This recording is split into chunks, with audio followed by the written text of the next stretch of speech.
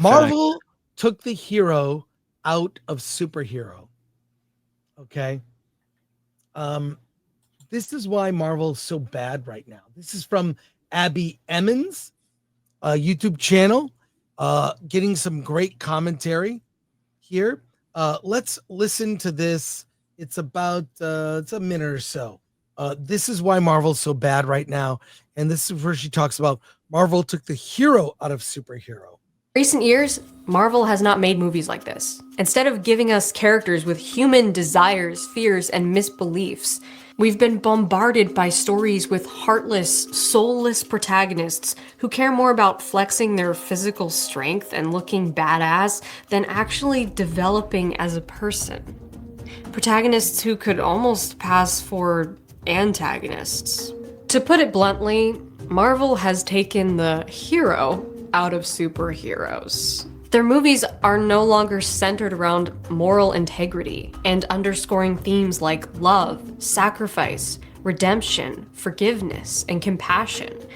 Instead, the general takeaway seems to be higher, further, faster. Modern MCU protagonists are starting to look less and less like the heroic icons of the past and more like the attention-seeking narcissists of the future. Not a great plan. They may storm around in high-tech suits, destroying the bad guys and saving the day, but if the moral integrity and heart of the story is lost between visually stimulating CGI sequences and comedic timing, then what on earth is the point?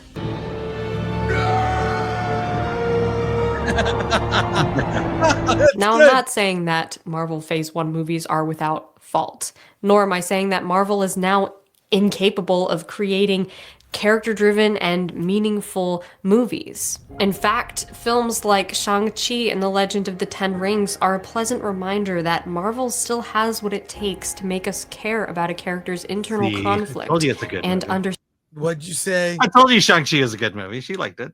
Score themes of moral integrity. I think we can all agree that Marvel Phase 1 movies had a certain beauty and magic to them. They were the good old-fashioned superhero movies that audiences miss and want to see more of. Because believe it or not, higher, further, faster isn't always better.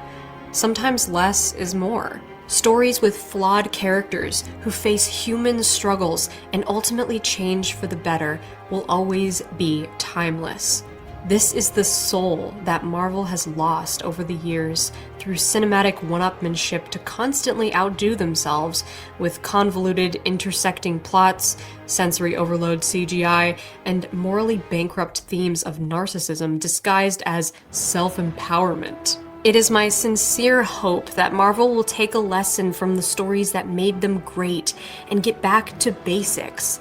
Back to heartfelt and meaningful themes like redemption, sacrifice, and belonging. If they spend more time focusing on building characters who are deeply flawed but striving to heal their hurts, mend what they've broken, and come out the other side a better person, I think it would change the whole way audiences feel about these films. I mean, you know, she lays it out right there. She lays it out right there. This is what we've been saying. You know? I mean, don't superheroes need mental health breaks once in a while? What, Thunderbolts? Yeah. Well, No, Thunderbolts look, and Captain America. They have lost what it means to be a hero. Mm-hmm. That's what she lays it out with clips. Great job. Subscribe to her channel. Yeah, really good stating what we've been saying, which is they don't even know what makes a super. Sometimes the line is blurred between this is a superhero. Like, are they a hero? Especially with the Marvels. I don't get it. Captain Marvel leaves Earth, leaves her close friend behind, who ends up dying of cancer while she's off planet. Like, what? And then her daughter kind of has some 69. It's just it's not how a hero would act, right? The whole character of Captain Marvel is ill-conceived as it is in the movies.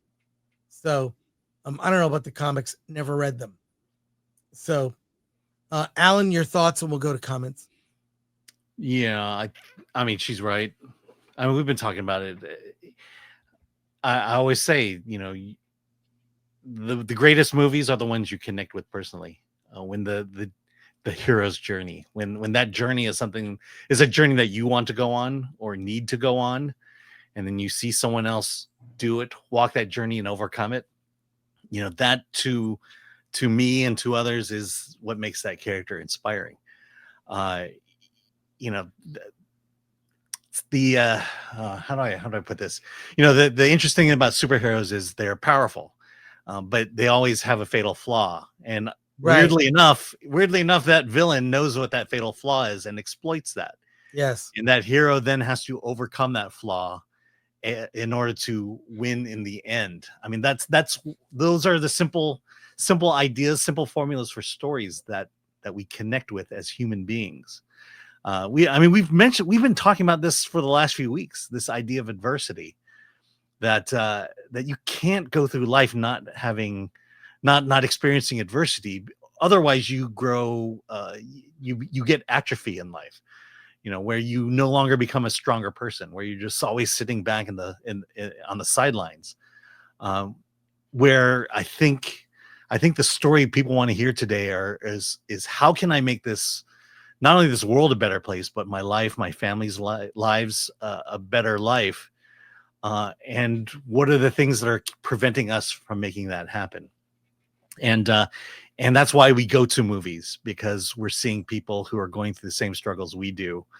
Sure, they have superpowers, but they're still people and they still struggle with these things. And that's why we connect with them when we see them overcome those struggles.